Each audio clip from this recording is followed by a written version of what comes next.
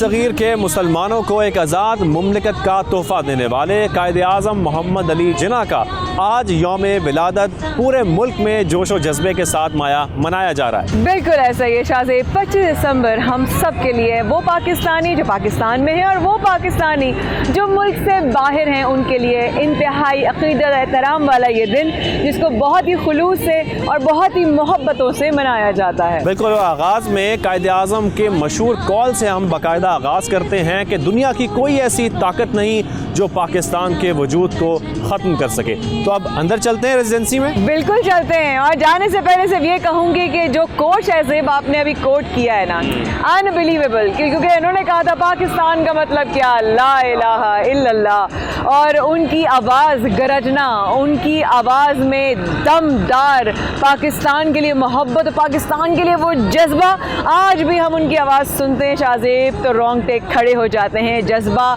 वापस से जो है वो जाग उठता है और अपने मुल्क के लिए एक और मोहब्बत की एक नई किरण जाग उठती है। आज हम हैं कायद-ए-आज़म मोहम्मद अली जिन्ना की रिहाइशगाह जो कराची में मुक़ीम है, और आज ये एक म्यूज़ियम की शक्ल इख्तियार कर चुका है। उनकी यादें, वो रहते कैसे थे, उनके कमरे, उनकी स्टडीज़, उनकी लाइब्रेरी, उनकी ज़ेर इस्तेमाल तमाम चीज़ें जो कि यहाँ पर, क्योंकि इसको म्यूज़ियम का दर्जा दे दिया गया था इस घर को, तो वो यहाँ पर रखी हुई हैं। हम चलेंगे अंदर और आपको वो तमाम चीज़ें दिखाएंगे। कायद-ए-आज़म कहाँ बैठा करते थे, पढ़ाई कहाँ किया करते थे, इसके साथ साथ उनका डाइनिंग हॉल कौन सा था, उनका बेडरूम कौन सा था, और फातिमा जिन्ना का बेडरूम कौन सा था। तकरीबन ये घर 6 कमरों पर मुश्तमिल है, लेकिन हम अंदर चलेंगे और अंदर चलकर आपको इसकी सारी डिटेल्स बताएंगे। आइए। शाहज़ेब इतनी खूबसूरत पीले पत्थरों की इमारत देखकर अपने आप में एक और कहानी बता रही है, लेकिन एरिया का तो बताओ, ये एरिया है कितना ज़्यादा? जैसा कि आप इसके रकबे की अगर बात कर रही हैं तो इसका तकरीबन 10,241 स्क्वायर यार्ड्स पर मुश्तमिल है ये इमारत, और ये पूरी जगह जो कि हम देख रहे हैं कि बड़ा खूबसूरत एक लॉन है।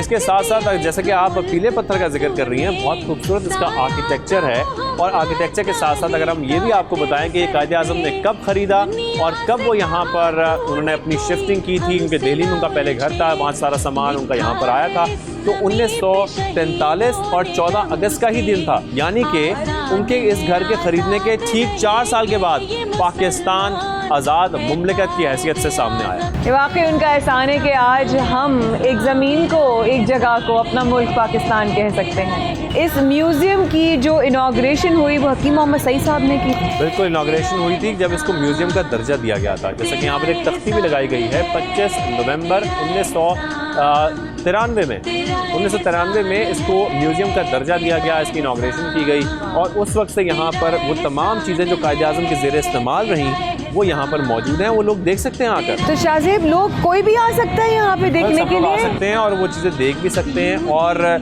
यहाँ पर उनकी ज़ेर इस्तेमाल बहुत सारी चीज़ें अंदर जो हम आगे चल के प्रोग्राम में भी दिखाएंगे। बिल्कुल, मैं भी देखना चाहूँगी, और आई एम श्योर आप सब लोग देखने चाहेंगे। आज का दिन आप सब लोगों को बेहद मुबारक हो। आइए चलते हैं। तो जैसा कि हम आपको रेजिडेंसी दिखाने जा रहे हैं, लेकिन इसके साथ साथ हम एक पार्किंग के अंदर मौजूद हैं जहाँ पर फातिमा जिन्ना की 2 गाड़ियाँ हैं, और वो गाड़ियाँ कौन सी हैं, आइए हमारे साथ चलिए, हम आपको दिखाते हैं। Oh my God Shahzeb, this is a Mercedes. बिल्कुल, ये मर्सिडीज़ है, ये भी फातिमा जिन्ना के ज़ेर इस्तेमाल रही। इस गाड़ी को रीस्टोर भी किया गया है, और मोहतरमा फातिमा जिन्ना, ये उन गाड़ियों की असली हालत थी माया जिसको रीस्टोर किया गया है। इसकी पिक्चर्स भी यहाँ पर डिस्प्ले की गई हैं। एक गाड़ी कैडिलैक है और दूसरी जो है वो मर्सिडीज़ है। इन दोनों की पिक्चर्स यहाँ पर डिस्प्ले की हुई हैं। इसके बाद इन गाड़ी को रीस्टोर किया गया है। रीस्टोर करने के बाद यहाँ पर रखा गया है। क्या ज़बरदस्त! कैडिलैक इस वक्त मैं मॉडल के सामने खड़ी हूँ, और ये किन है, किसकी एक गाड़ी है, किस शख्सियत की ज़ेर इस्तेमाल थी।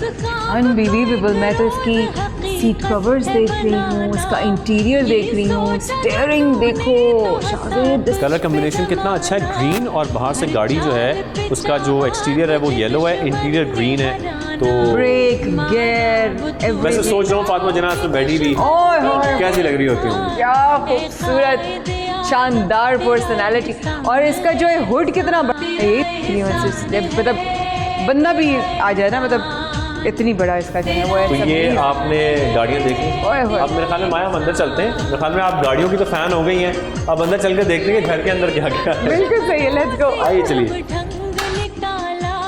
कहाँ जा रहे हैं? भाई देखो, मैं तो एक खातून हूँ, आई एम अ लेडी, तो मुझे सबसे ज़्यादा इंटरेस्ट किस चीज़ में होगा? किचन में, जाहिर बात है। किचन में। ये वो किचन है जो कायद के वक्त में इस्तेमाल होता था उनके घर में मेहमानों के लिए, जहाँ खाना बनता होगा, जहाँ नाश्ते बनते होंगे, जहाँ उनके लिए गरम गरम सुबह सुबह की चाय होती होगी। Let's go. देखते हैं, क्योंकि घर के बाहर ये किचन बनाया गया है और बहुत खूबसूरत है। अगर हम इसका स्ट्रक्चर देखें और इसके साथ साथ माया इधर आ जाते हैं सबसे पहले, और आगे ये देखते हैं कि ये वो जगह है जहाँ पर खाना पकाया जाता था, क्योंकि उसमें ज़्यादा गैस तो होती थे और चूल्हे तरीके के नहीं थे, तो यहाँ पर कोयला रखकर खाना पकाया जाता था। और ये वो चिमनी पूरी बनी हुई है जहाँ से सारा धुआं यहाँ से बाहर निकलता था। तो ये तो वो जगह हो गई जहाँ खाना पकता था, गरम गरम रोटियाँ। रखते कहाँ थे? पुराने वक्तों से लेके आज तक हमारे घर में भी एक जगह है नेमत खाना। अब मैं आपको दिखाऊंगी, ये वो नेमत खाना है शाज़ेब जो आपके वक्त में इस्तेमाल हुआ है। अगर आप इसकी खूबसूरती देखें शाज़ेब, और जैसा कि आप जिक्र कर रही थी कि इसमें खाना इसलिए रखा जाता था कि चारों तरफ इसके जाली है, बिल्कुल, तो कीड़े मकोड़े, मक्खियाँ, मच्छर ना आए, खाना साफ सुथरा यहाँ पर। इसमें अचार रखे जाते थे, इसमें वो चीज़ें जो कि खाना, आप देखिए हर चीज़ फ्रिज में नहीं रखी जाती है, और आप बाहर रखें तो उस पर मट्टी, कभी कीड़े मकोड़े। नेमत खाना इस जगह से खाना बनने के बाद रख सकते हैं आप, ताकि आपका खाना जो है वो ख़राब ना हो। अच्छा, खाना तो ख़राब ना हो और साफ सुथरा भी रहे। लेकिन जब खाने को सर्व करना होता था तो खाना रखा जाता था इन रैक्स के ऊपर। ये वो रैक्स हैं जहाँ पर खाना तैयार होने के बाद रखते थे, और यहाँ से रखने के बाद जब पूरी डिशेस तैयार हो जाती थी तो फिर यहाँ से ले जाया जाता था उसको रेजिडेंसी के अंदर। शाज़ेब, अब हम जा रहे हैं मेन रेजिडेंसी में, आपका जो मेन घर, जहाँ पर आपका drawing room, lounge, study, bedroom, सब कुछ। अगर मैं गलत नहीं हूँ तो अब तक की जो भी हमने देखा, स्टडी की, कि इनके अब तक तमाम अशिया जो यहाँ पर अंदर मौजूद हैं वो तमाम वही है जो आपने इस्तेमाल की। बिल्कुल, वो तमाम चीज़ें जो उनके ज़ेर इस्तेमाल रही वो यहाँ हम आपको अंदर दिखाएंगे। लेकिन इसके साथ साथ आपको ये भी बता देते हैं कि ये 2 मंजिला इमारत वो इमारत है जो कि फ्लैग स्टाफ हाउस भी पहले कहलाता था, क्योंकि ये ब्रिटिश आर्मी के पास होता था। बिल्कुल, ऐसा उसके बाद कायदे आज़म मोहम्मद अली जिन्ना ने इसे खरीदा। आइए अंदर चलते हैं, बिल्कुल चल के देखते हैं क्या क्या हमारा। बिस्मिल्लाह, आई एम सो लकी।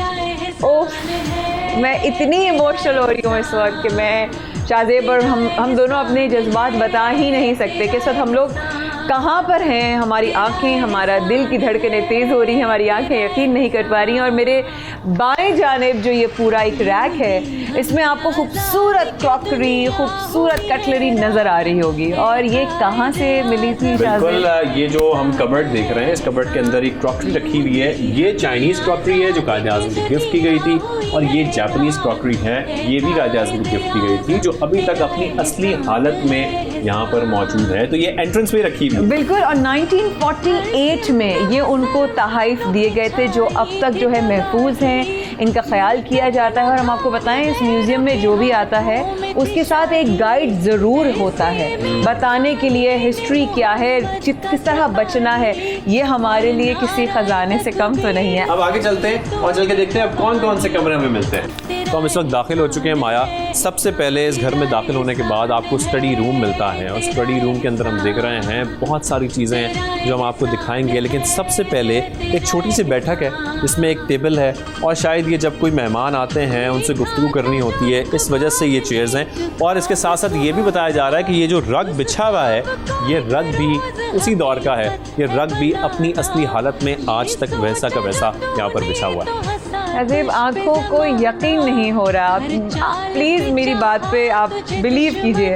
नहीं, मैं आपके जज्बात समझ रहा हूँ कि मेरे भी तकरीबन ऐसे ही जज्बात हैं। ये वो कुर्सी है, ये वो कारपेट है जिस पर मेरे कायद ने बैठकर न जाने कितने पाकिस्तान के लिए ख्वाब देखे होंगे, न जाने कितने अपनी पूरी कौम के लिए इरादे और दुआएं की होंगी, और पता नहीं किस किस न जाने ख्वाब को अल्लाह पाक ने सच किया होगा। बेशक बेशक। और इसके साथ साथ हम जैसे कि आगे चल रहे हैं, और आगे चल के माया यहाँ पे हम रुकते हैं क्योंकि हम देख रहे हैं कि बड़ा खूबसूरत एक मैप है जिसमें शायद उनका जो ख्वाब था पाकिस्तान का, उसकी अक्कासी हम देख सकते हैं किस तरीके से वो नक्शा बनाया गया था।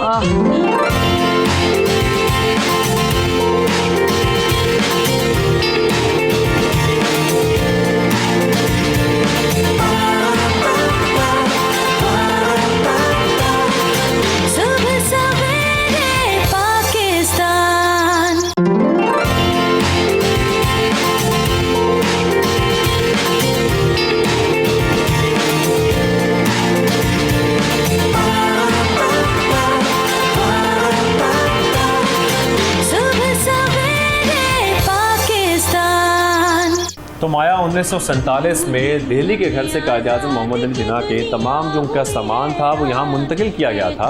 और मैं देख रहा हूँ कि आप बहुत खुश हो रही हैं इस सोफ़े को ख़ास तौर पर देख के। बिल्कुल, बहुत खुश हो रही हूँ। जैसे मैं बता रही हूँ, मेरे जज्बात शाज़ेब ज़्यादा देख सकते हैं बिकॉज़ मेरे साथ है। इस सोफ़े पर आप कायद-ए-आज़म मोहम्मद अली जिन्ना और फ़ातिमा जिन्ना की एक बहुत ही यादगार तस्वीर यादगार है, जो उनकी यादों में से एक है, जो इसी सोफ़े पर है। शायद बिल्कुल, वो इसी सोफ़े पर तशरीफ़ फरमा थे और जब ये तस्वीर ली गई थी वो तस्वीर हम आपको आगे दिखाएंगे। फ़ातिमा जिन्ना और मोहम्मद अली जिन्ना इस सोफ़े पर बैठे थे जब वो तस्वीर ली गई थी। तो इस सोफ़े की बड़ी अहमियत है ख़ास तौर पर, जो उसका हमें एक सबूत भी मिलता है एक तस्वीर की शक्ल में।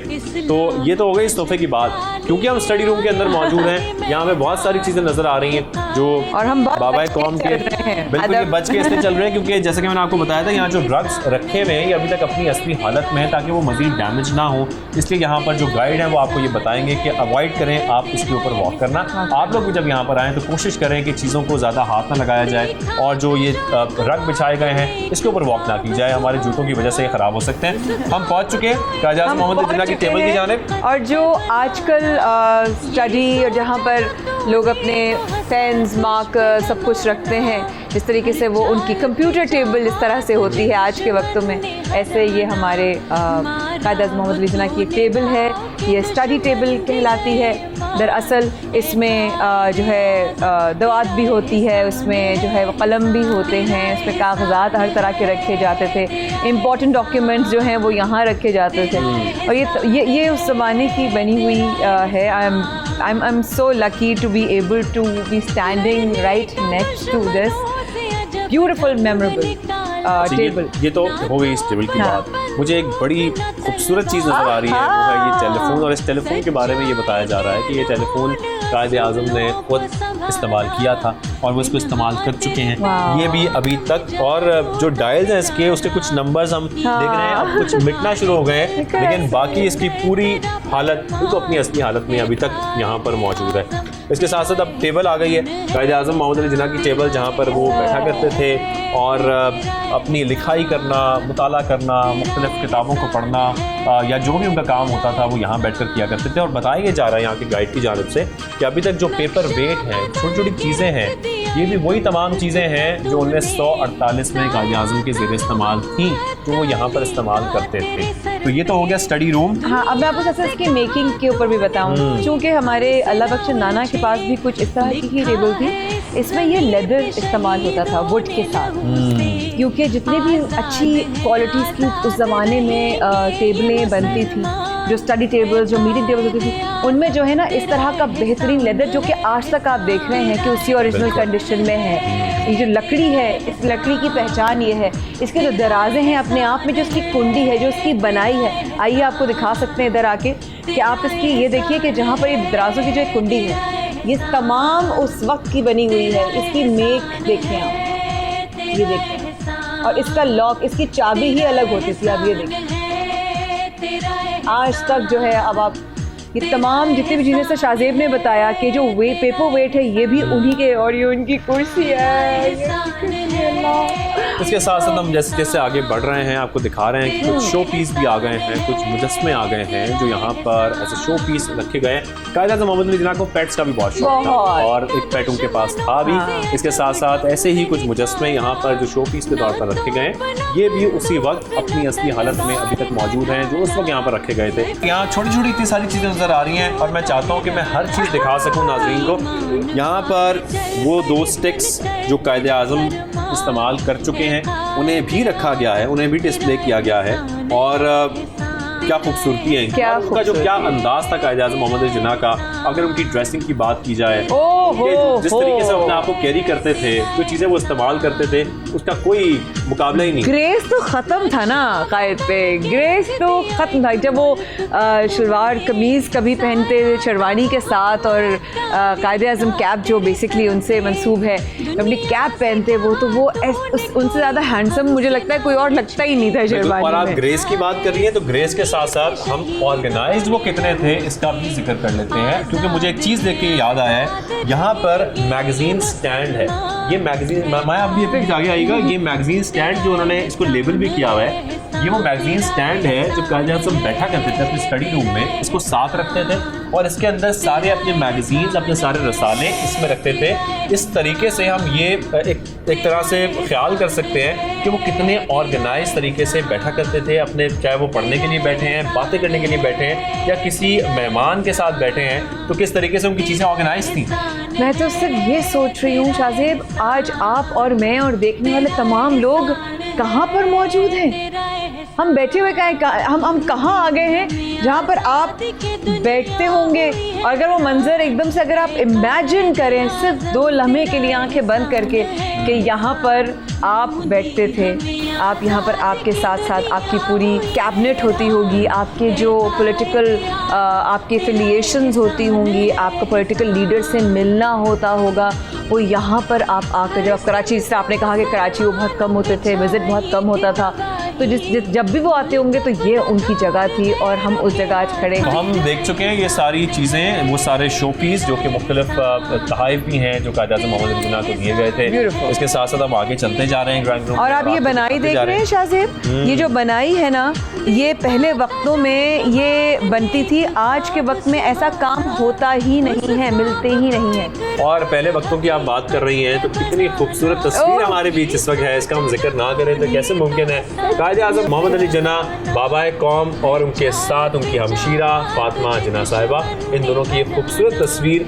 और इसी में हम अंदाज़ा लगा सकते हैं जो हम कायद-ए-आज़म की एक ड्रेसिंग देख रहे हैं, शेरवानी में वो कितने खूबसूरत लग रहे हैं। और शूज़ की कलेक्शन होती थी कायद-ए-आज़म मोहम्मद अली जिन्ना की, क्या शूज़ की, उनके शूज़ कि मैं ज़रा शूज़ को बहुत ऑब्जर्व करती हूँ वैसे भी, और आपकी कलेक्शन की क्या बात थी। आप जब शेरवानियाँ पहनते थे और क्या कलर्स उनके, जो मैं ब्लैक, कभी ब्राउन, और जो उनकी तस्वीर में वो कलर्स आ रहे हैं ना, स्पेशली आपने कहा उनके पेट्स के साथ वो कलर, वो नजर आता था कि यार कोई कपड़ा है, मतलब उनकी चॉइस भी मतलब कमाल। ड्रेसिंग की आगे जिक्र करते हैं इसी सेगमेंट में, लेकिन इसके साथ साथ जैसे कि हम देख रहे हैं एक ड्राइंग रूम है और यहाँ पर एक ये बहुत खूबसूरत, आप लोग शो पीस समझ रहे होंगे, शो पीस नहीं है, एक एस्ट्रे है जो उनके ज़ेर इस्तेमाल रही, और उनका जो लगाव था, जैसे हम देख रहे हैं हर चीज़ के अंदर उनका जो इंटरेस्ट था वो देखा जा सकता है। जैसे कि एक बहुत खूबसूरत जहाज़ है ये, और उस जहाज़ के साथ ये एस्ट्रे जो है वो बनाई हुई है और इसको वो इस्तेमाल करते थे।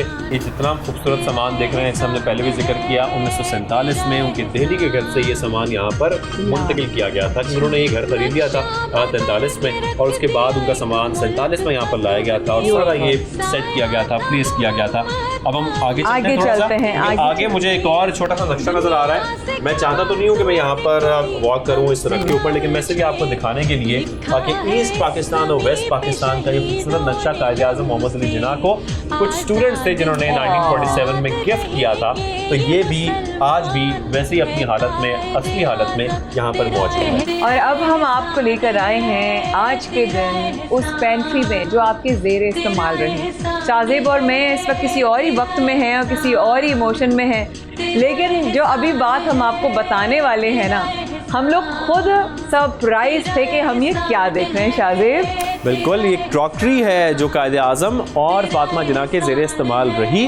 इसके साथ साथ यहाँ के जो गाइड्स हैं वो ये भी बता रहे हैं कि ये मेड इन फ्रांस और मेड इन ब्रिटेन, बिल्कुल बरतानिया और फ्रांस। और आप देख रहे हैं इसमें ग्रीन कलर की एक है, जापान की भी है, जिसमें उसकी जो आर्ट है उसके अंदर जो उसको सजाया हुआ है या उसके अंदर जो भी उसकी पेंटिंग है उसमें वहाँ के नक्श हैं, बोल्स हैं अंदर, रेड कलर के खूबसूरत बोल्स मुझे नज़र आ रहे हैं। I am very impressed by the choice, कितनी खूबसूरत ये क्रॉकरी है। लेकिन मैं क्रॉकरी के साथ साथ आप कुछ जिक्र कर रही थी पिछले स्टडी रूम में सोफे का, कि जिसमें फातिमा जिन्ना और मोहम्मद अली जिन्ना की तस्वीर है। अब मैं आपको दिखाता हूँ तस्वीर कहाँ पर है। वो तस्वीर इस पैंट्री रूम में लगी हुई है, ये है वो तस्वीर जिसमें हम देख सकते हैं वही सोफा जो हमने आपको स्टडी रूम में दिखाया था। इसमें एक तरफ कायद-ए-आज़म मोहम्मद अली जिन्ना और दूसरी जानिब फातिमा जिन्ना इस पे तशरीफ फरमा है, और यही वो सोफा था जिसको हम देख रहे थे इतने करीब से, जिसको मैं हाथ पे लगा के आई हूँ, वही सोफा है शाज़ेब, सीरियसली।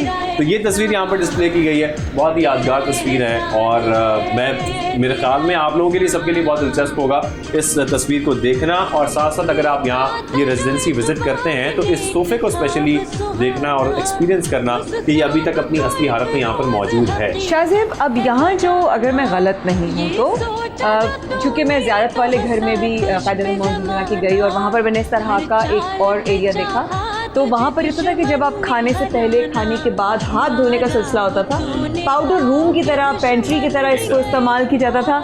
ये वही बोल है जिसमें हाथ धोए आपने, पानी उसमें आपने रखा और पानी से आपने धोया। इधर ही जो है वो साइड पे टॉवल्स रखे होते थे या कोई असिस्टेंट जो है वो टॉवल लेके खड़ा होता होगा। सर जगह ही वही है, जगह ही वही है। तो भाई आगे चलते हैं। और हाथ धोने की जगह ये क्यों है? वो इस वजह से है क्योंकि यहाँ पर हमारे साथ है डाइनिंग हॉल, वहाँ पर खाना खाया जाता है। डाइनिंग हॉल में चलते हैं, चलकर आपको दिखाते हैं।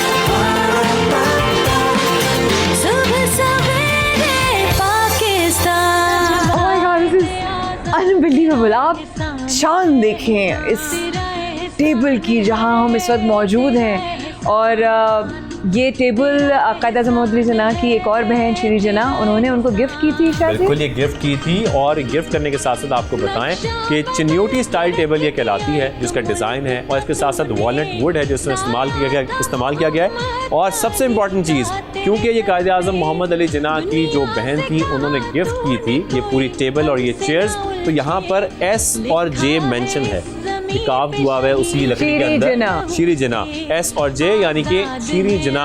ये क़ायद-ए-आज़म मोहम्मद अली जिन्ना को गिफ्ट की गई थी उनकी जानिब से, जो कि तकरीबन इस टेबल के 3 हिस्से हैं।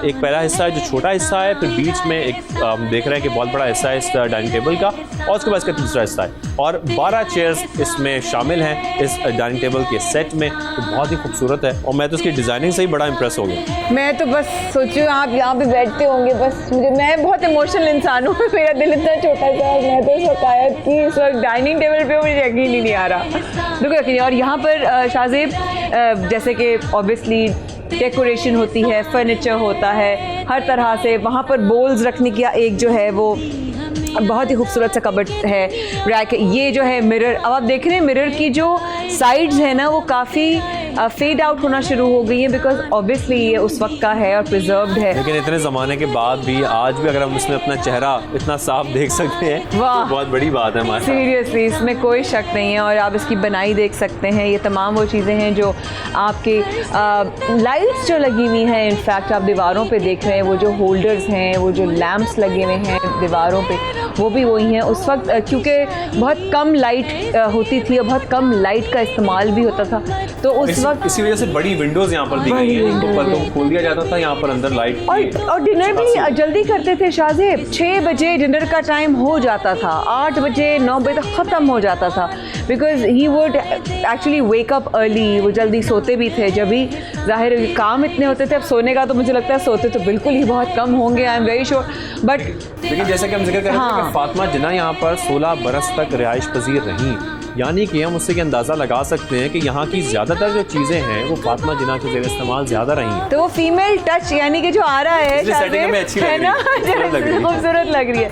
आप देख सकते हैं ये जो है टेबल, ये है तकरीबन 8-6 लोगों की ये टेबल है, इसमें 1 2 3 4 5 6 7 8 9 10 11 12, बिल्कुल 12 जो हैं वो इसमें कुर्सियों वाली ये टेबल है, और 12 जो 6 और फिर एक इस तरह करके। और इसी की बिल्कुल बैक साइड पे एक बार फिर हम देख सकते हैं एक और क्रॉकरी की पूरी कैबिनेट बनी हुई है, यानी कि जैसे कि हम खातून का जिक्र कर रहे थे फातिमा जिन्ना साहिबा, तो फातिमा जिन्ना साहिबा ने हर जगह पर एक ना एक ऐसी अलमारी रखी हुई है जहाँ पर पूरी क्रॉकरी है जो सेट हुई हुई है, और उस क्रॉकरी में कुछ फ्रांस की है, कुछ ब्रिटेन है, और कुछ हम देख रहे थे जो जापान और चाइना से गिफ्ट की गई थी कायद आज़म मोहम्मद ओह, जिन्ना हो। को। और ये वो नज़ारा है ओए इस खिड़की से होए। देखा जा सकता है डाइनिंग हॉल के अंदर से, जो कि पूरा यहाँ का लॉन इस रेजिडेंसी का आपको नजर आएगा। अनबिलीवेबल, यहाँ से मतलब यहाँ से पर्दे खोल ले तो मेहमान आते हुए नजर आते होंगे।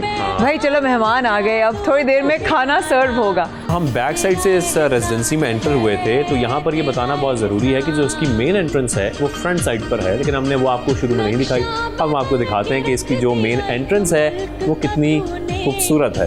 ओए ये इसकी होए। मेन एंट्रेंस है, यहाँ से आपको पूरा बाहर का लॉन नज़र आता है। ये वो दरवाज़ा है और बहुत साइज़ में अच्छा खासा ये बड़ा दरवाज़ा है, बड़ा रोशन रोशन। तो ये तो हो गई इसकी मेन एंट्रेंस।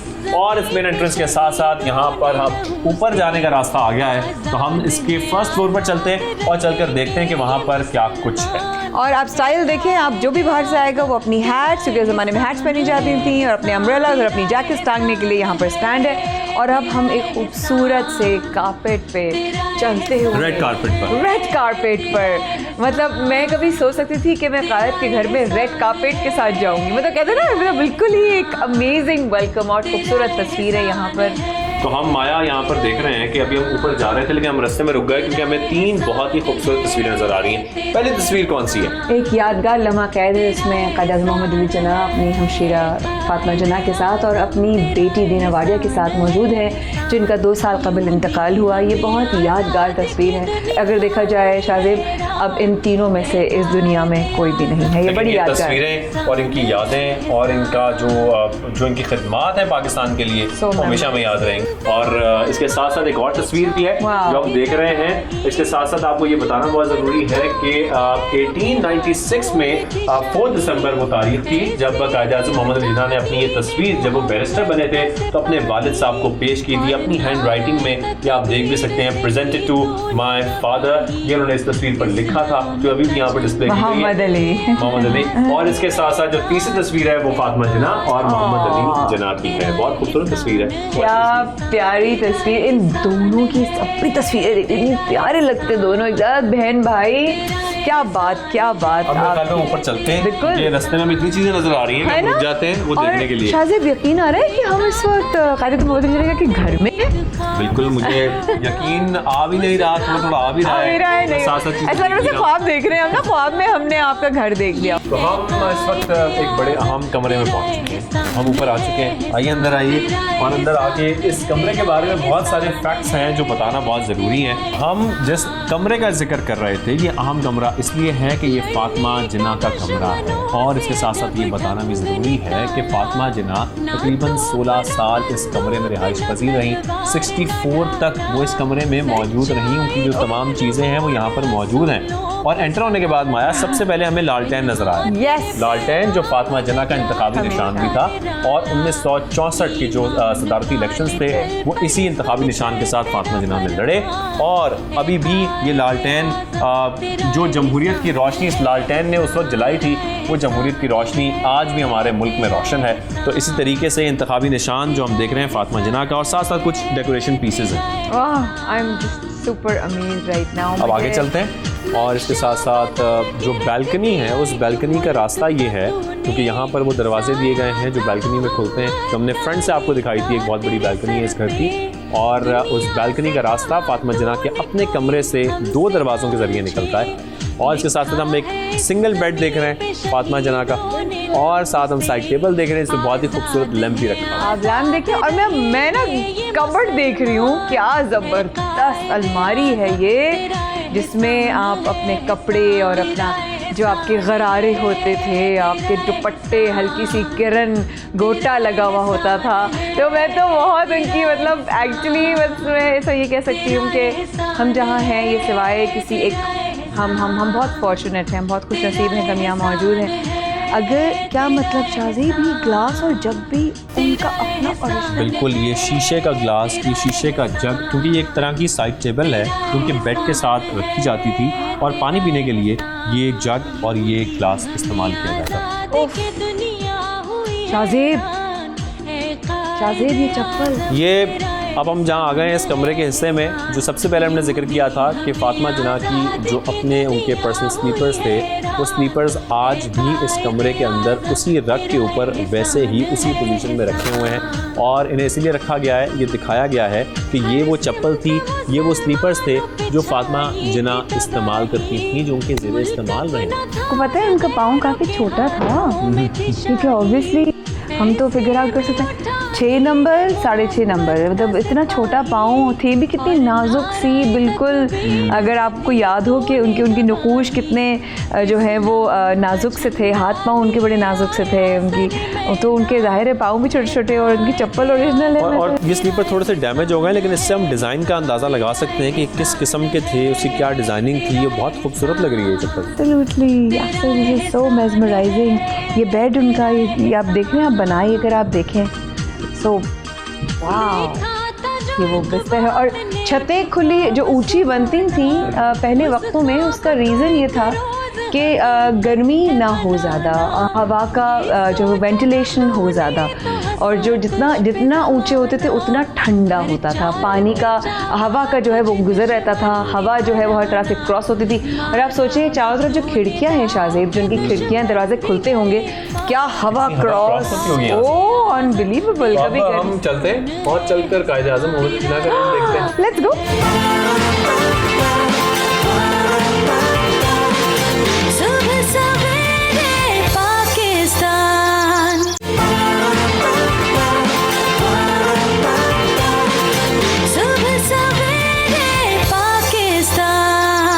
शाहज़ेब और बिल्डिंग की रूम्स देखने के लिए गया है, लेकिन आई एम श्योर फातिमा जिन्ना का जो ये ड्रेसिंग रूम है ये मैं मिस नहीं कर सकती थी। आइए मैं आपको दिखाती हूँ।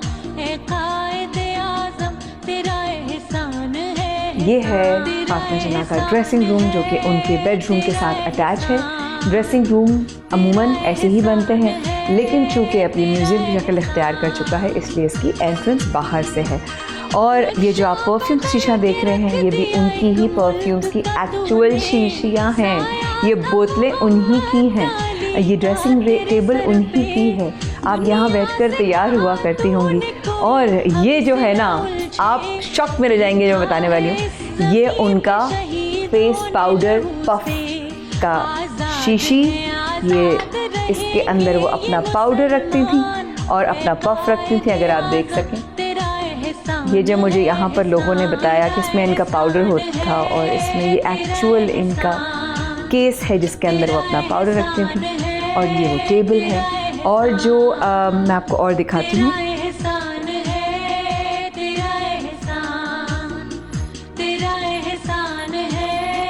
ये जो एरिया है, ये सेपरेटर्स, ये चेंजिंग एरिया होता था उस वक्त।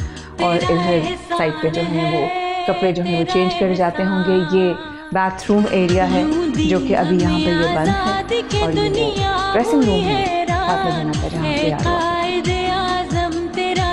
तो जैसे कि माया आपको दिखा रही थी कि फातिमा जिन्ना का ड्रेसिंग रूम कौन सा था, और वहाँ पर उनके परफ्यूम्स भी रखे गए हैं, दीगर चीज़ें भी वहाँ पर मौजूद थी। ऐसे ही हम इस वक्त पहुँच चुके हैं कायद-ए-आज़म मोहम्मद अली जिन्ना के ड्रेसिंग रूम में, जहाँ पर सबसे पहले अगर मैं आपको दिखाऊं तो एक तस्वीर है सबसे पहले जो हम देख सकते हैं फातिमा जिन्ना और मोहम्मद अली जिन्ना कायद-ए-आज़म की। और इसके साथ साथ ये बताना आपको बहुत ज़रूरी है कि जो उनकी क्लासिक किस्म की, जो उनकी क्लासी किस्म की ड्रेसिंग होती थी कायद-ए-आज़म की, क्योंकि उन्होंने ज़्यादा वक्त अपना बरतानिया में गुजारा, और इस वजह से जो उनकी सूटिंग्स होती थी वो बड़े ही प्रिसाइज होते थे कलर सिलेक्शन में। और मुख्तलिफ ख़ास तौर पर हम उनको देखते थे कि वो ब्लैक, ग्रे या लाइट कलर्स का इस्तेमाल करते थे, शेरवानी पहनते थे या सूट्स पहनते थे। और इसके साथ साथ जो जूते हैं कायद-ए-आज़म मोहम्मद अली जिन्ना के, वो भी हम यहाँ पर देख सकते हैं, जो उनका एक मखसूस स्टाइल था, जो शूज़ वो पहना करते थे। और इस शूज़ के साथ साथ जो एक हम देख रहे हैं, ये फ्रेम है एक पाँव का, ये फ्रेम भेजा जाता था, ये फर्मा भेजा जाता था जूते बनाने वाले के लिए, और वो इस साइज़ का शूज़ बनाकर कायद-ए-आज़म मोहम्मद अली जिन्ना को भिजवाते थे। तो वो जूते जो कायद-ए-आज़म के ज़ेरे इस्तेमाल रहे वो भी यहाँ पर डिस्प्ले किए गए हैं। इसके साथ साथ कायद-ए-आज़म मोहम्मद अली जिन्ना की ड्रेसिंग टेबल है। लेकिन यहाँ पर एक बात आपको बताना बड़ी इंपॉर्टेंट है, हम हर जगह पर देख रहे हैं छोटे छोटे रग्स बिछे हुए, यहाँ पर भी एक रग बिछा हुआ है। और अगर मैं आपको बताता चलूँ कि इस रग के नीचे अगर हम देखें, यहाँ पर ये मेंशन है, इस रग को रीस्टोर किया गया है। ये रग तकरीबन 100 साल पुराना है अगर इसकी बात करें हम, और इसको रीस्टोर किया गया है 1988 में, जो कि नाम मेंशन किया गया है सैयद अजहर समदानी साहब, रेयर कारपेट्स, लाहौर गुलबर्ग 3 के अंदर इनकी ये शॉप है जहाँ से इसको रीस्टोर किया गया है। लेकिन तकरीबन ये रग 100 साल पुराना है, जो कि कायद-ए-आज़म मोहम्मद जिन्ना के ड्रेसिंग रूम के अंदर बिछा हुआ है।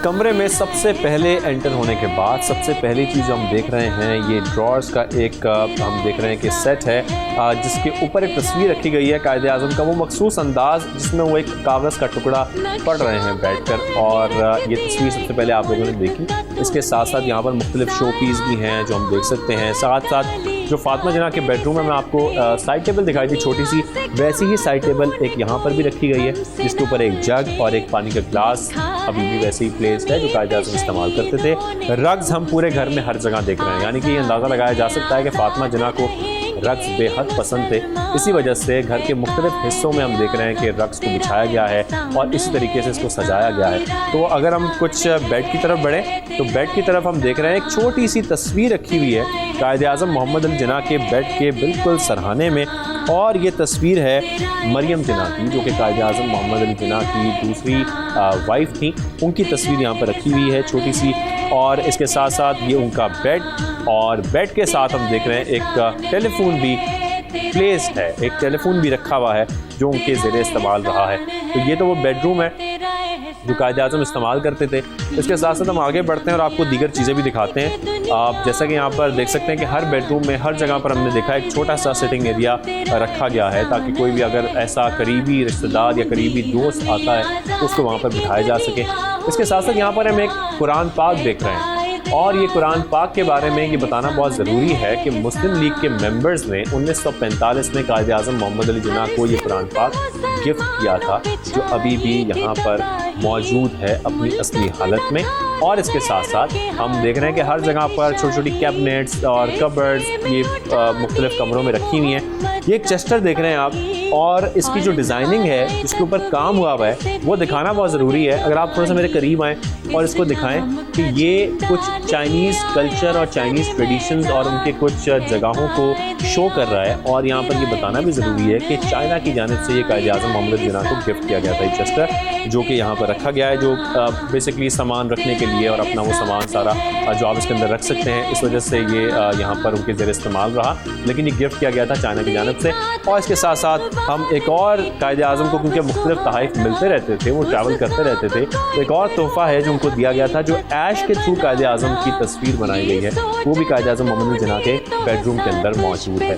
लेकिन ये तमाम चीज़ें जो हम देख रहे हैं छोटी छोटी चीज़ें हैं जो कायद-ए-आज़म के ज़रिए इस्तेमाल रहीं, और हमारे लिए बहुत बड़े एजाज़ की बात है कि आज हम इस बेडरूम में खड़े हैं और बेडरूम में आने के बाद आपको वो तमाम चीज़ें दिखा रहे हैं जो कायद-ए-आज़म इस्तेमाल करते रहे हैं। लेकिन यहाँ पर एक और चीज़ जो मैं सबसे आखिर में आपको दिखाना चाहता हूँ बेडरूम में, शुरू में मैंने आपको नहीं दिखाई क्योंकि मुझे सबसे ज़्यादा पसंद है, वो है कायद-ए-आज़म की चेयर्स।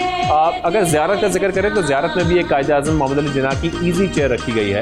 ऐसी ही एक चेयर यहाँ पर मौजूद है जो रिलैक्सिंग चेयर टाइप की है, जिस पे कायद-ए-आज़म बैठकर रिलैक्स किया करते थे सुकून से।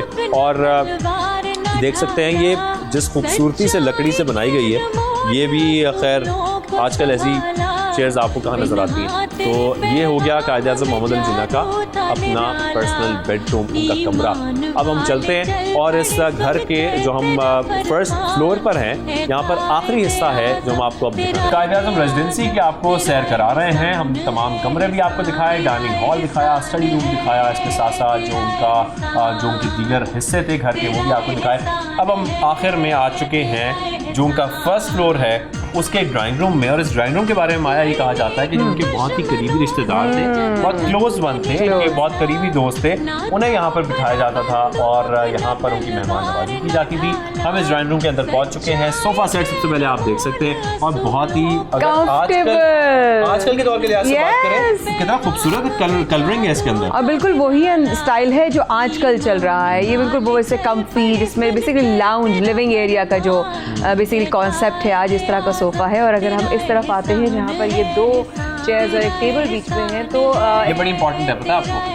ये इंपॉर्टेंट इसलिए है कि कायदे आज़म मोहम्मद अली जिन्ना को चेस खेलने का बहुत शौक था। मैं यही बताने और ये चेस टेबल बनाई गई है बहुत ही खूबसूरत, जहाँ पर वो बैठकर अपने दोस्त अहबाब के साथ या अपने जो उनके करीबी रिश्तेदार थे या जानने वाले थे उनके साथ बैठकर यहाँ पर चेस खेला करते थे। आपको पता है ये क्या चीज़ है? ये जो व्हाइट सी है बीच में इसकी बनाई में, ये हाथीदांत। तो हमने आपको तमाम कमरे भी दिखाए, पूरे घर के अंदर डाइनिंग हॉल्स भी दिखाए, ड्राइंग रूम्स भी दिखाए। अब वो जगह आपको दिखा रहे हैं जहाँ पर एक टेबल रखी गई है जिसकी 2 चेयर्स हैं, और ये सिर्फ और सिर्फ फातिमा मोहम्मद अली जिन्ना जो थी, फातिमा जिन्ना थी, उनके ज़ेर इस्तेमाल थी और ख़ास तौर पर नाश्ते के लिए इस्तेमाल की जाती थी। तो आज हमने आपको कायदे आज़म रेजिडेंसी दिखाई। इसके साथ साथ आपको ये बताना बहुत ज़रूरी है कि 1985 में हुकूमत पाकिस्तान ने 51,400,000 रुपये में ये इमारत खरीदी और इसे दर्जा दिया गया म्यूज़ियम का। तो ये हमने खूबसूरत इमारत आज अपने नाज़रीन को दिखा दी है इस अहम दिन पर। आज का दिन शाहज़ेब हम सब पाकिस्तानियों के लिए एक ऐसा दिन है कि जिनकी वजह से हम 14 अगस्त मना पाते हैं, जिनकी वजह से हम 23 मार्च मना पाते हैं। आज उनके दिन, उनकी पैदाइश हुई। आज के दिन से हम इमोशनली बहुत अटैच हैं। ये जो टेबल का भी जिक्र किया शाहज़ेब आपने, इसमें फातिमा जिन्ना, मोहम्मद अली जिन्ना जब नाश्ता करते होंगे तो वो सिर्फ एक जो है वो 2 लोग नाश्ता नहीं करते थे, वो एक बहन भाई की जोड़ी जिन्होंने अपनी ज़िंदगी में बेशुमार कुर्बानियाँ देकर उस जगह पर वो पहुँचे कि आज हम उनके हम फॉलोअर्स हैं, हम उनसे इश्क करते हैं, हम उनसे मोहब्बत करते हैं, हम उनसे अक़ीदत रखते हैं। अल्लाह पाक हम सब पाकिस्तानियों को कायदे आज़म मोहम्मद अली जिन्ना की अक़ीदत, मोहब्बत, एहतराम और उनकी सिखाई हुई बातों पर अमल करने की तौफ़ीक़ अता फ़रमाए, क्योंकि हम उनके एहसानमंद हैं, एहसानमंद थे और एहसानमंद रहेंगे। पाकिस्तान का मतलब क्या? ला इलाहा इल्लल्लाह, पाकिस्तान जिंदाबाद।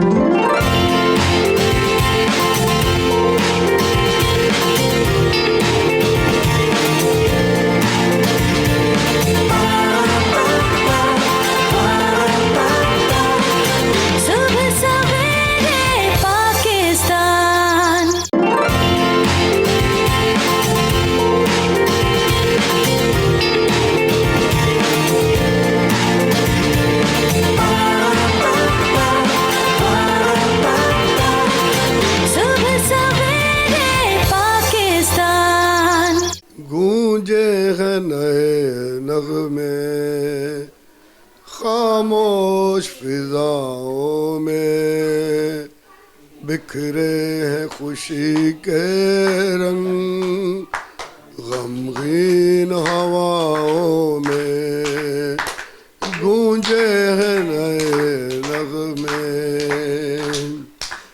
वो जिसके आने से हर दिल मसरूर हुआ, वो जिसके आने से हर दिल मसरूर हुआ, हर नक्श स्याही का दुनिया से दूर हुआ। कैसा है सहर उसकी भरपूर शुआओं में, बिखरे हैं खुशी के रंग, गमगीन हवाओं में गूंजे हैं नए नग़मे।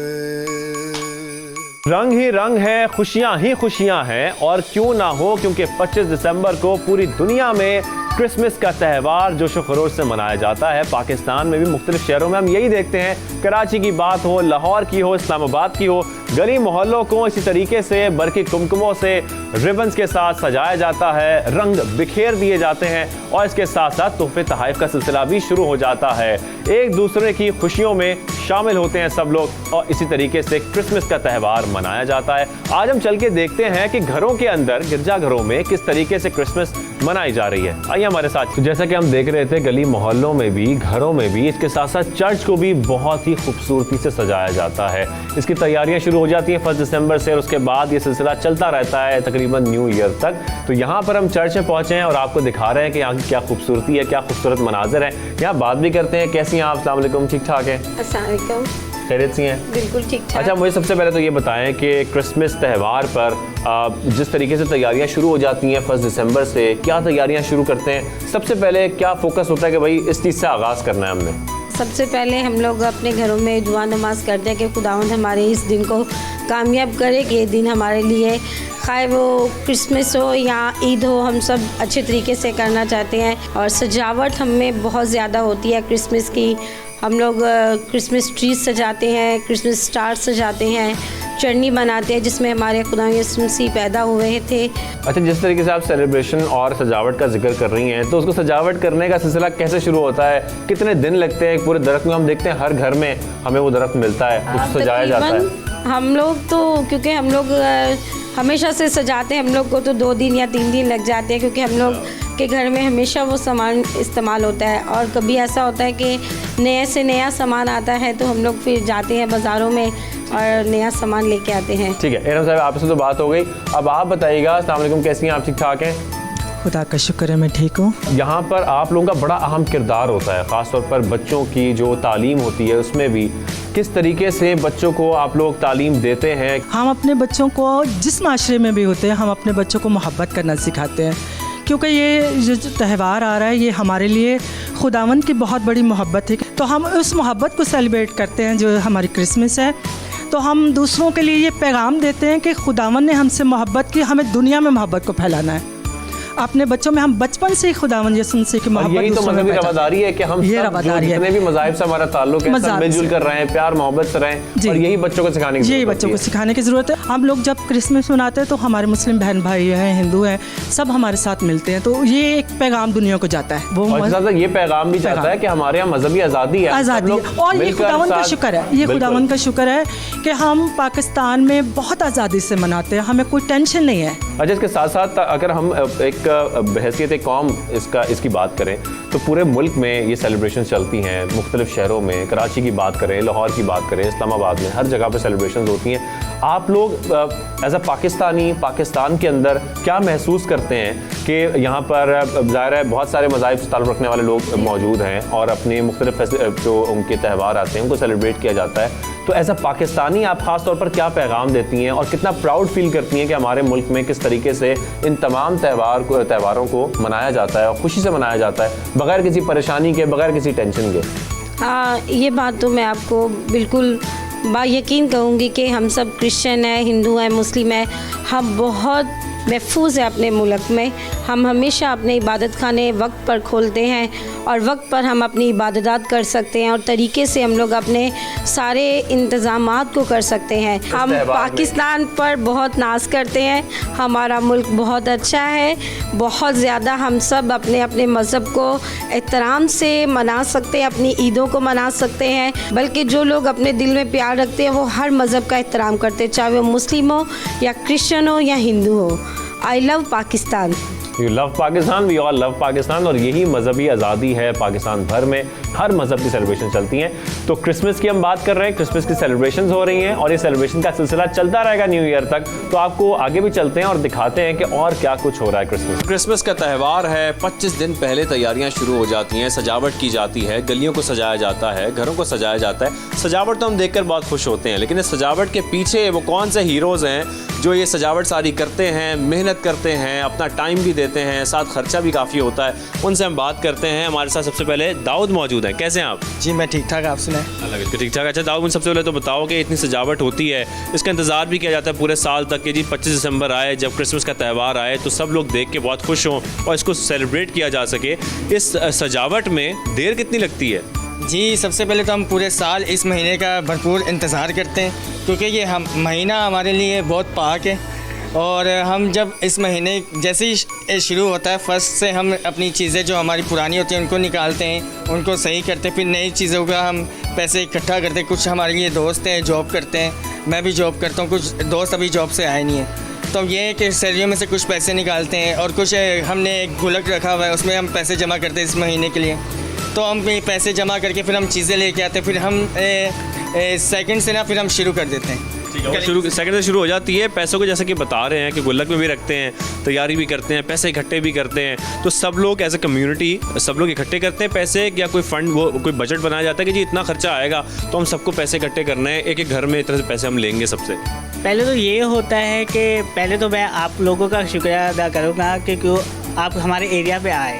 तो कम्युनिटी में हमारी ये होता है कि सारी चीज़ें पहले हम गली में फ़ंड वगैरह देखते हैं कि क्योंकि घर के अखराजात भी बहुत होते हैं, तो हम लड़के जो है ना वो अपनी पॉकेट मनी से ज़्यादा वो करते हैं कि गली को हम अच्छा डेकोरेट करें कि एरिया का भी नाम थोड़ा रोशन हो, ये सारी चीज़ें। अच्छा, गली के साथ साथ अब हम देखते हैं कि चर्च को भी सजाया जाता है, घरों को भी सजाया जाता है, तो आप लोगों के ऊपर ये जिम्मेदारी भी होती है कि गलियां भी सजानी है, साथ साथ घर वाले जो हैं बच्चे जो हैं वो भी नाराज़ ना हों, घर के अंदर भी हमें सेलिब्रेशन करनी है, तो घर के अंदर भी एक दरख्त तैयार होगा, घर के अंदर भी सजावट होगी, बच्चों के कपड़े भी आएंगे, उसके लिए भी तो फंड निकालने पड़ते हैं ना। फिर घर वालों के लिए भी थोड़ा रोकना पड़ता है, फिर गली वालों के लिए भी, लेकिन हम यही करते हैं कि गली वालों के लिए जितना भी हो सके ना हम अच्छा करें कि उनको भी एंजॉय करवा सके ये सारी चीज़ों के। बहुत शुक्रिया, थैंक यू सो मच, आपने हमसे बात भी की, बहुत शुक्रिया। और आप यहाँ सजावट करते हैं, ये भी आप लोग इतने खूबसूरत सजाते हैं गलियों को, और सब लोग मिल के करते हैं। असल पैगाम यही होता है कि हम सब लोग मिलजुल कर रहें, प्यार मोहब्बत से रहें, एक अमन का पैगाम भी इससे जाता है, और एक मजहबी आज़ादी भी हमें है कि हम जो दिल करता है जो चाहे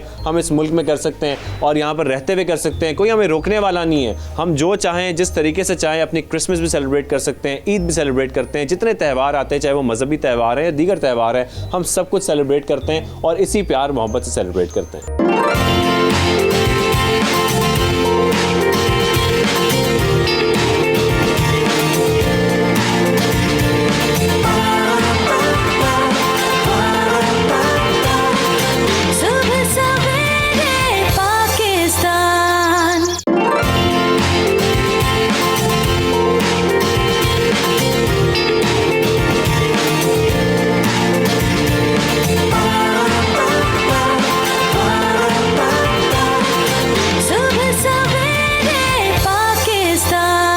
तो जी गलियों के मनाज़र आपने देखे, किस तरीके से सजावट की गई है, चर्च को सजाया गया है, किस तरीके से यहाँ पर सेलिब्रेशन चल रही है क्रिसमस के त्यौहार की, और इसी तरीके से हर घर के अंदर सारे बच्चे इकट्ठे हैं। बहुत सारे बच्चे मेरे आसपास भी यहाँ पर सब तैयार हुए हुए हैं, कोई बड़ी खूबसूरत टोपी पहन के बैठे हुए हैं यहाँ पर, और सब बच्चों की तैयारियाँ भी मुकम्मल हैं, सेलिब्रेट किया जा रहा है, साथ साथ केक भी काटे जाएंगे, सब कुछ होगा। हम एक फैमिली के दरमियान मौजूद हैं, इनसे बात करते हैं कि इनकी तैयारियाँ कैसी हैं, कैसे सेलिब्रेट की जा रही है आज ख़ास तौर पर 25 दिसंबर को जब क्रिसमस का त्यौहार आता है। तो आपकी जिम्मेदारी सबसे पहले बताइएगा क्या होती है, किस तरीके से आप पूरे घर में, क्योंकि बच्चों की ज़िद्दें भी होती होंगी, साथ साथ खाना भी बनाना है, सजावट भी करनी है, पूरा दिन कैसे गुजरता है क्रिसमस का? बस सबसे पहले तो बच्चों की तैयारी, कपड़े वगैरह और बच्चों की तैयारी, फिर घर को सजाना। मेन हमारा जो पॉइंट होता है यही होता है कि कपड़े बच्चों के रेडी हों और सबसे पहले घर डेकोरेट हो। अगर हमारे घर डेकोरेट नहीं है तो समझे कि हमारा क्रिसमस इनकम्प्लीट है। तो कितने दिन लग जाते हैं घर डेकोरेट करने में, तैयारियां करने में? हम लोग 1 दिसंबर को ही सजा लेते हैं, जैसे 1 दिसंबर आता है उसी दिन हमारी तैयारियाँ शुरू हो जाती है। जैसे कि बता रही हैं 1 दिसंबर शुरू हो जाती हैं, तो आपके ऊपर ये भी जिम्मेदारी आती होगी ना, पैसे भी खर्च करने हैं, बच्चों के कपड़े भी लाने हैं, और साथ साथ जो बस पैसे तो हम खर्च कर देते हैं क्रिसमस पे, फिर उसके बाद भले ना हो लेकिन लगा देने हमने, क्योंकि ईद हम लोग बहुत जोशो खरोश से अपने पूरी दिलो जान से बहुत खुशी से मनाते हैं। नहीं, बहुत अच्छी बात है। पैसों को नहीं देखते कि अब पैसे खर्च हो जाएंगे या कम हो जाएंगे। नहीं, वैसे मैं कह रहा हूँ कि होता है ना कि बच्चों की जिद्दें होती हैं, वो ख्वाहिशात होती हैं बहुत सारी, जिद आप देख रहे हैं कि कपड़े, बस इनको ही होता है कपड़े, हर चीज़ रेडी हो बच्चों की, और वो फिर हमारा फ़र्ज़ है कि हम अपने बेटी के हाथों में क्या डिमांड होती है, किस तरीके के कपड़े चाहिए? नहीं, डिमांडिंग नहीं है ये लोग, बस हम हमारी पसंदीदा पहनते हैं। कभी पैंट शर्ट्स या कोट्स ले देते हैं, सर्दी में विंटर लाइक सीजन, ये इसी तरह अच्छे लगते हैं। क्रिसमस पे यही क्लोथिंग ज़्यादा अच्छी लगती है। अच्छा, अब आप बताएं मुझे, आप खामोश बैठे हैं, हमें बताई नहीं रहे कि आपकी तैयारी कैसे शुरू होती है, दिन का आगाज़ कैसे होता है? आपके बहुत सारे दोस्त अहबाब होते होंगे, उनको घर पे बुलाया जाता है, फैमिली इकट्ठी होती है, खाना पीना चलता है, दावतें होती हैं, क्या होता है? सबसे पहले तो हम लोग क्रिसमस की नाइट जो हमारी इबादत होती है, सबसे पहले हम अपनी इबादत करते हैं, बच्चों को रेडी करके इबादत करके उसके बाद फिर हम लोग केक कटिंग वगैरह घर पे आके, और बच्चों को मैं रात को जो डिनर पे लेके जाता हूँ 20 जी बिल्कुल। इबादत के बाद हम लोग थोड़ा सा बाहर गलियों में घूमते हैं, उसके बाद बच्चों को फिर डिनर के लिए लेके जाता हूँ, उसके बाद आते हैं फिर सोते हैं। सुबह की इबादत करने के बाद फिर हम लोग गेट टुगेदर होते हैं सारी पूरी फैमिली के साथ, तो फिर खाने वगैरह जो होते हैं फिर वो खाने। तो ये बताएं सबसे पहले कि आपको खाने क्या चीज़ खाने में पसंद है, या आप जो कह रहे हो कि भाई खाने में ये बनना चाहिए क्रिसमस पे खास तौर पे? मुझे सबसे ज़्यादा बिरयानी पसंद है। वैसे हर जगह हम जिससे पूछ रहे हैं वो ये कहता है कि बिरयानी पकनी चाहिए। खैर कराची में बिरयानी की बात हो ये कैसे पॉसिबल है सबसे, लेकिन बिरयानी के बाद मीठे में क्या हो और नमकीन में क्या हो? मीठे में तो खीर होना ज़्यादा अच्छा, खीर बहुत ज़रूरी है। आपकी क्या चॉइस होती है, या सबसे अच्छा आप क्या बनाती हैं जो आप कहती हैं कि भाई ये बनना चाहिए? हम लोग ये है कि जॉइंट फैमिली में रहते हैं, खाना वगैरह मेरी अम्मी बनाती है, मैं ज़्यादा नहीं बनाती, लेकिन ये है कि मिल के हम लोग आपस में हेल्प करते हैं। कभी हमारे घर में भी कभी बिरयानी, कोरमा, और मीठे में भी काफ़ी चीज़ें, सेवियाँ और खीर, काफ़ी चीज़ें होती है, वैरायटी बहुत होती है। और केक्स, मेन चीज़ हमारी केक्स होती हैं, केक्स काटे जाते हैं, बस यही इस तरह से रिलेटिव्स आते, बहनें आती हैं, ठीक है, आपस में सब जैसे मिलते कहते हैं। हैं कि 25 से खैर शुरू तो तैयारियां शुरू हो जाती हैं 1 दिसंबर से, 25 को फिर ये त्यौहार आ जाता है क्रिसमस का, उसके बाद भी 5 दिन तक न्यू ईयर तक चलती रहती हैं। तो फिर 5 दिन तक क्या मसरूफियत होती है? छुट्टी कर ली जाती है दफातर से सबसे कि भाई अब ये 5 दिन तक हमने जो है ना नहीं छुट्टी तो, मैं तो टीचर हूँ तो मुझे तो ऑलरेडी छुट्टियाँ ही हैं। क्या पढ़ाती हैं आप? मैं इंग्लिश जनरल की टीचर हूँ। अच्छा, और आप क्या करते हो? इनका भी अपना आइसक्रीम शेक। मैंने कहा ये ना 2 टीचर्स एक साथ बड़ा मुश्किल हो जाता है। आइसक्रीम शेक साथ अच्छा ठीक है। तो हमें तो ऑलरेडी छुट्टियाँ मिली हुई हैं, सही है। बस यही है कि फिर थोड़ी तैयारी घर को फिर थोड़ा देख लेते हैं, और आना जाना, दावतें होती हैं, फिर रिलेटिव्स को मिलना मिलाना, और उतनी देर में न्यू ईयर भी आ जाता है। बस न्यू ईयर भी आ जाता है। अच्छा, साथ साथ हमारे साथ आप क्या करने में मसरूफ हैं आप मुझे बताइएगा कि नहीं पहले हम आपसे बात करेंगे। क्या नाम है आपका? होशाना। अच्छा ना, आप मुझे ये बताएं कि जैसे कि माँ बाबा तो बता रहे हैं और यहाँ पे पूरी जॉइंट फैमिली की चलती है, सेलिब्रेशन चलती है, तैयारियाँ की जा रही होती हैं। आपने इतना खूबसूरत स्वेटर पहना हुआ है, तो ये स्वेटर जो है ये दिला दिया गया या बस कहा कि मुझे इसी कलर का चाहिए, ऐसे ही चाहिए? मम्मा ने दिलाया है। मामा ने दिलाया? आपने कुछ नहीं कहा कि जैसे मामा कह रही हैं कि बच्चे कुछ नहीं कहते मुझे, जो मेरा दिल करता है वो दिला देती हैं? नहीं, हम कुछ नहीं कहते हैं, मम्मा अपनी मर्जी का दिलाती है। अच्छा, कोई डिमांड नहीं करती मुझे ये खाना है, ये मुझे चाहिए, या ये मुझे कोई गिफ्ट चाहिए, या ये मुझे टॉय चाहिए, या कोई चीज़ चाहिए? टॉय। कौन सी चीज़ें डिमांड करती हैं आपकी? भाई मुझे क्रिसमस पे ये तोहफे चाहिए, ये गिफ्ट चाहिए माँ बाबा से? हैं? डॉल चाहिए होती है, फिर दिलाई? मतलब अब एक्सपेक्ट करें कि आज आपको मिल जाएगी? अच्छा, और आज के साथ साथ आपकी फ्रेंड्स इकट्ठी होती हैं, बहन भाई सारे कज़न्स इकट्ठे होते हैं, क्या करते हैं? सुबह दिन का आगाज़ होता है क्रिसमस का, तो सुबह से लेकर रात तक क्या करती हो आप? हम लोग पहले चर्च जाते हैं, उसके बाद आते हैं, उसके बाद बाबा हमें घुमाने लेके जाते हैं, फिर हम लोग आके सारा सजाते हैं क्रिसमस का, और गिफ्ट भी देते हैं सब, हमें ईदी भी देते हैं। उसके साथ साथ फिर केक भी काटते हैं हम लोग, फिर मिलके हमारी फुप्पो भी आती हैं, हमारी फुप्पो भी हमें ईदी देती हैं, फिर हमें बहुत मज़ा आता है। सुबह सवेरे पाकिस्तान, सुबह सवेरे पाकिस्तान। आप देख रहे हैं बड़ी रौनक लगी हुई है, बच्चों की भी, बड़े बच्चों की भी, सब लोग यहाँ बेहतरीन तैयारियां हैं क्रिसमस मनाने के लिए। आपका दिन कैसे गुजरता है? आपकी पूरी बड़ी जिम्मेदारी होती होगी, सबको साथ लेकर चलना है, सबको इकट्ठा करना है, सबकी ख्वाहिशात भी पूरी करनी है, प्यार मोहब्बत भी आपको माशाल्लाह इतने सारे जब बच्चे होते हैं तो बहुत मिलता है। आपका दिन कैसा गुजरता है? बस हमारा दिन तो दिन जो है इनकी खिदमत करते करते गुजर जाता है। रात को इबादत के लिए मतलब इनको जल्दी ये बोलते हैं कि जल्दी तैयार हो जाओ ताकि इबादत वक्त पर करके फिर अपने एंजॉय कर लें। क्रिसमस एक त्यौहार है, एक मजहबी त्यौहार भी है, और इसमें सब लोग इकट्ठे होते हैं, साथ साथ सब बच्चे इकट्ठे होते हैं, पूरे ख़ानदान इकट्ठे होते हैं, फैमिली गैदरिंग्स होती हैं। तो ऐसे में आप ख़ास तौर पर क्या अरेंजमेंट करते हैं? आपकी क्या कंट्रीब्यूशन होती है कि भाई सबको साथ लेके चलना है, सारे बहन भाई इकट्ठे हों, प्यार मोहब्बत से रहें, और कोई नाराज़गियाँ भी हों बीच में तो वो दूर हो जाएँ? इनकी फरमाइश होती थी कि आप अपने हाथ से हमें कोरमा जो है अच्छा पका के खिलाएंगे। अच्छा, मतलब वो उसमें सब कुछ नेचुरली सब कुछ डाला जाता था। हर चीज़ मतलब ये जो बाजारी होती थी वो नहीं डालता था मैं। मेहरबानी के साथ साथ यही हमारी दुआ भी होती है ख़ासतौर पर क्रिसमस पे कि जो नए साल का आगाज़ है एक नई उम्मीद के साथ, एक नए अज़्म के साथ कि पूरा नया साल खुशगवार गुजरे, बहुत अच्छा गुजरे। ख़ास तौर पर क्या दुआएं की जाती हैं और किस तरीके से मुल्क की सलामती के लिए, मुल्क के लिए भी दुआ की जाती है कि सब ऐसी प्यार मोहब्बत से एक दूसरे की खुशियों में शामिल हो सकें। ये चर्च में सबसे पहले हमारी इबादत जब शुरू होती है तो उसी के दौरान ही वो ये तमाम तकाज़े जो हैं पूरे किए जाते हैं। मुल्क के लिए भी दुआ की जाती है, तमाम लॉ एनफोर्समेंट के लिए भी दुआ की जाती है कि खुदा उनकी हिफाजत करे और उनकी जिम्मेदारियों को मतलब निभाने में उनकी मदद करे। और फिर बीमारों के लिए दुआएं की जाती हैं और ख़ास तौर से मतलब उन दुखियों के लिए भी, गमज़दों के लिए। बहुत शुक्रिया। मैं चाहूँगा आखिर में सर आपके साथ मिलके एक पाकिस्तान जिंदाबाद का नारा भी हो जाए। जी, और दुआ भी कर लेंगे और इसी पाकिस्तान जिंदाबाद की खुशियाँ हों त्यौहार की और साथ साथ पकवान मज़ेदार ना हो, ये कैसे मुमकिन है। तो इसीलिए हम मुख्तलिफ घरों का रुख कर रहे हैं, हम जानने की कोशिश कर रहे हैं कि घरों में क्या पक रहा है, क्या क्या मेन्यू में है। ऐसे हम एक घर में पहुँचे हैं और साथ हम देख रहे हैं। अस्सलाम वालेकुम, कैसी हैं आप? ठीक ठाक है।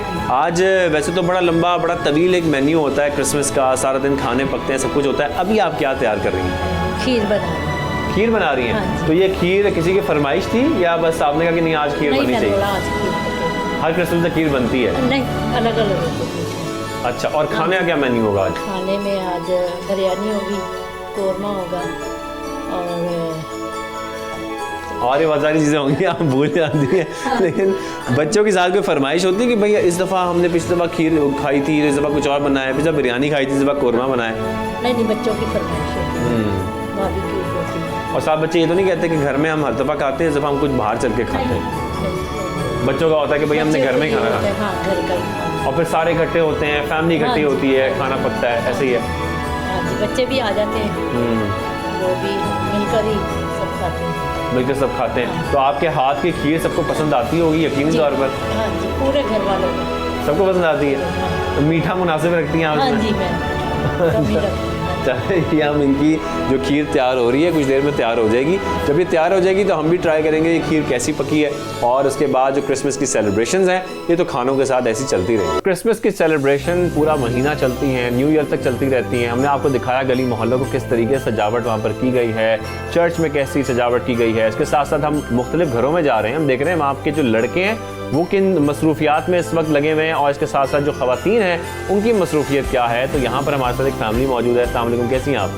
सलाम, ठीक हूँ। ठीक है। अच्छा, हमने सुना है आपकी फैमिली से कि आप बहुत सारी शॉपिंग करती रही, कैसी रही आपकी शॉपिंग सारी? मेरी शॉपिंग बहुत अच्छी रही है और अभी भी चल रही है और न्यू ईयर तक चलती रहेगी? न्यू ईयर तक चलती रहेगी। इतनी लंबी शॉपिंग, ऐसा क्या होता है इनकी चीज़ें जो ख़त्म ही नहीं होती? बस कुछ चीज़ें रुक जाती हैं जो नहीं समझ में आती, फिर वो जब याद आता है फिर वो लेने जाते हैं। तो ऐसे चलती रहती हैं। कभी चूड़ियाँ ले ली, नेल पॉलिश रह गई है मैचिंग की, लिपस्टिक हो गया, एंड में कुछ ना कुछ रह जाता होगा। एंड में फिर भी कुछ ना कुछ रह जाता है। अच्छा, सारा दिन कैसा गुजरता है क्रिसमस का? बहुत बिजी, दावतें होती हैं, सब आते हैं एरिया वाले केक लेकर, और इसके अलावा ईदी देने आते हैं। तो ऐसे बस फिर पूरा दिन ऐसे मेहमानों का आना जाना लगा रहता है। लड़कियों को बड़ा शौक होता है तैयार होने के बाद ही हमने सोशल मीडिया की तस्वीरें खींचनी है, फेसबुक पे भी लगानी है, इंस्टाग्राम पे भी लगानी है। तैयारियां कैसे होती हैं, कितनी पिक्चर्स खींची जाती हैं, कितनी सेल्फीज ली जाती हैं? बहुत सारी पिक्चर्स लेते हैं, कोई ना कोई सेल्फी किसी के साथ, जितने भी गेस्ट आते हैं उनके साथ लेते रहते हैं। फिर ज़्यादा से ज़्यादा टिकटॉक पोस्ट करते हैं बाहर जाकर। टिकटॉक ही बनती है क्रिसमस पे? जी, बहुत। तो ये तो नहीं होता कि इसके फॉलोअर्स ज़्यादा हैं मेरे कम हो रहे हैं, या इसके लाइक ज़्यादा है मेरे कम आ रहे हैं? नहीं। और फिर चर्च में जाकर खुदा यीशु मसीह के सामने क्रिसमस ट्री के साथ पिक्चर्स बनाते हैं, वीडियोस बनाते हैं सब, और पूरी फैमिली के साथ वीडियोस बनाते हैं। ज़्यादा से ज़्यादा इंस्टा पे पोस्ट करते हैं, फेसबुक पे, बहुत सारे सोशल मीडिया प्लेटफॉर्म्स पे पोस्ट करते हैं। अच्छा, मुझे आप बताएं थोड़ा सा कि ख़वातीन की ऊपर बड़ी जिम्मेदारी होती है, घर की जो ख़वातीन होती हैं कि उनको तोहफे तोहफ़े तो कम मिल रहे होते हैं, लेकिन बेचारी वो सारा दिन कभी किचन में है, कभी कोई और तैयारी चल रही है, कभी सजावट चल रही है। आपकी क्या मसरूफियत होती है? क्रिसमस के दिन भी सारा दिन गुजर जाता है खाना बनाने में? जी, ये तो है, सारा दिन खाना बनाने में गुजर जाता है, खाना देने में गुजर जाता है। अच्छा, जो बच्चे हैं सारे घर के जब वो इकट्ठे होते हैं, आप लोग की माशाल्लाह जॉइंट फैमिली है, बच्चे सारे बड़ी जिद करते हैं कि जी हमें सेंटा क्लॉज बनना है, कोई कहता है हमें ये जैकेट खरीदनी है, हमें ये खरीदना है। तो बच्चों की शॉपिंग में, उनकी जिद्दें पूरी करने में, उनके तोहफे लेने में कितना टाइम लगता है? हम लोग आज भी गए हैं शॉपिंग करने बच्चों की, तो बहुत टाइम लग गया है। टाइम का पता नहीं चलता शॉपिंग बच्चों की जो ज़रूरियात हैं वो पूरी नहीं होती जी, ऐसा है? ये तो है, चीज़ें पूरी नहीं होती हैं, टाइम ख़त्म हो जाता है, चीज़ें पूरी नहीं होती बच्चों की। आपका क्या नाम है? मलाइका। मलाइका, आप मुझे बताओ कि आपका दिन कैसे शुरू होता है और दोस्तों के साथ गुजरता है, फैमिली के साथ गुजरता है, या तोहफे लेने में गुजरता है कि देने में गुजरता है? लेने में। अच्छा, क्या क्या तोहफे मिलते हैं? कपड़े मिलते हैं, गिफ्ट मुख्तलिफ किस्म के मिलते हैं, बस सीधी मिलती है। ऐसा मैंने देखा कि चर्च के अंदर ऐसी होती हैं, इसमें बच्चों की स्पीचेस होती हैं, तो कुछ इस तरीके के टैबलोस चल रहे होते हैं, सब कुछ होता है। आप लोग कोई पार्टिसिपेशन करते हैं ऐसी? क्या करती हैं आप? प्रोग्राम करते हैं, ड्रामा करते हैं, स्टेज होते हैं, और हमें पूरा एक साल इस मंथ का इंतज़ार होता है कि जब ये आए तो हम इसे खुशी से मनाएं। एंड पे आप क्या पैगाम देना चाहेंगी क्रिसमस के मौके पर पूरे पाकिस्तान को, पूरी दुनिया को, जो आपकी दिल की बात है, जो आप सबको कहना चाहती हैं? एंड में मैं यही कहना चाहती हूँ कि काफ़ी मज़हब ऐसे होते हैं, मज़हब में लोग होते हैं जो फ़र्क करते हैं इसमें, उनको यही कहना चाहूँगी कि इसमें फ़र्क ना करें। इस इवेंट पे सब मोहब्बत करें एक दूसरे से, एक दूसरे के साथ प्यार मोहब्बत से रहें, खुशियाँ बांटें और मिलकर ये इवेंट को सेलिब्रेट करें। इतना खूबसूरत आपने पैगाम दिया है। इसी पैगाम के साथ क्रिसमस की सेलिब्रेशंस जारी हैं, और जैसे कि ये भी पैगाम दे रही हैं, ये खुशियों का त्यौहार है, हम सबको मिलजुल कर रहना है, प्यार मोहब्बत से रहना है, और ऐसे त्यौहार का मकसद भी यही है कि हम सब लोग एक दूसरे का साथ दें, एक दूसरे की खुशियों में शामिल हों। तो ये क्रिसमस की सेलिब्रेशंस चलती रहेंगी, लेकिन यहाँ हम आपको अलविदा कहेंगे।